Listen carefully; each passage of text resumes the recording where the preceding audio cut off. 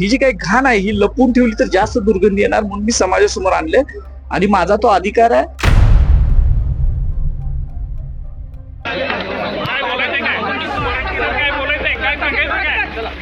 महाराष्ट्राच्या आराध्य दैवतांच्या बद्दल असलं घाणेरडं बोलल्यानंतर काय व्हायला पाहिजे होतं, पण तेवढं झालेलं नाहीये. उलट सगळ्यांनी संयमानं घेतलंय.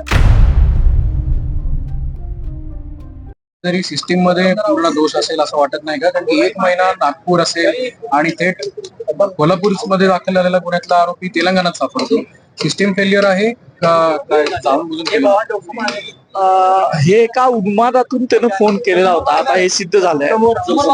आणि त्या व्यक्तीला वाचवणारी कुठली तरी यंत्रणा आहे, म्हणूनच 1 महिना झाला तो सापडत नाही आणि 1 महिन्यानंतर तो सापडतो.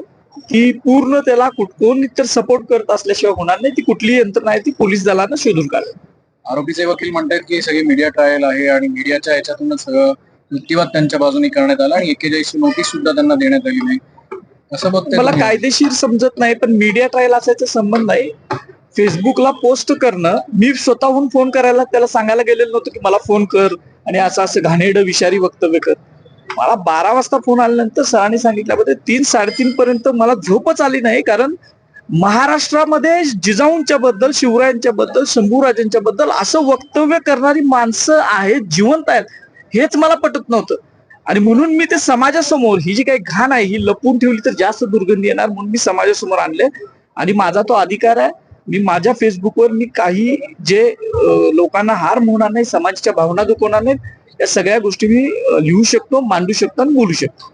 एका बाजूला तुम्ही म्हणताय सर, तुम्ही पहिल्या दिवसापासून हा गुन्हा दाखल झाला, त्याच्यानंतर सत्ताधारी असतील, विरोधक असतील, यांच्याकडनं या संपूर्ण प्रकरणाचं भांडवल केलं गेलं असं वाटत नाही? मला भांडवल उलट झालेलं नाही आहे.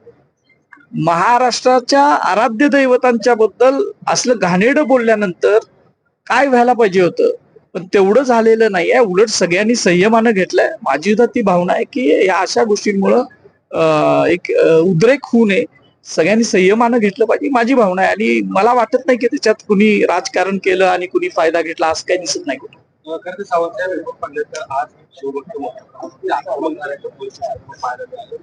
चिल्लर देखील त्या ठिकाणी चप्पल देखील कोल्हापूर दाखवलं. हे सगळं पाहता कुठेतरी पोलिसांनी या संशोधनाला मागच्या दरवाजातून बाहेर काढलं. कसं पाहता एकूणच्या प्रवृत्ती? महाराष्ट्रामधलं शिवप्रेमी जे आहेत, शिवाजी महाराजांचे, शाहू महाराजांचे, बाबासाहेब आंबेडकरांचे, महात्मा फुलेंचे जे अनुयायी आहेत, विचारांचे अनुयायी आहेत, सच्चे अनुयायी आहेत, ते सगळे व्यथित झालेले आहेत की असली घाण महाराष्ट्रात असूच कसे शकते. आणि त्याच्यामुळं काहीतरी लहान सहान घटना घडल्या असतील, तो एक वेगळा रोष व्यक्त करण्याची पद्धत थोडीशी झाली असेल. पण मी परत पुन्हा महाराष्ट्रातल्या सगळ्या शिवाजी महाराजांच्या अनुयायांना असं आव्हान आपल्या माध्यमातून करतो की त्यांनी कुठलंही कायदा हातात न घेता संवेदनशीलता दाखवून संविधानिक मार्गाने याच्यावर आंदोलन करावी. एक यंत्रणा याला मदत करते असं तुम्ही आरोप केला, काय सांगाल? ती यंत्रणा कोण आहे ते शोधायला लागेल ना. नाहीतर एक महिनाभर हा चिल्लर माणूस, मुख्यमंत्री महोदय म्हटले की चिल्लर माणूस आहे तो फरारी कसा होऊ शकतो? 1 महिनाभर पोलिसांना सापडत नाही म्हणजे त्याच्या पाठीमागे कुठली तर यंत्रणा आहे म्हणूनच सापडलेलं नाही.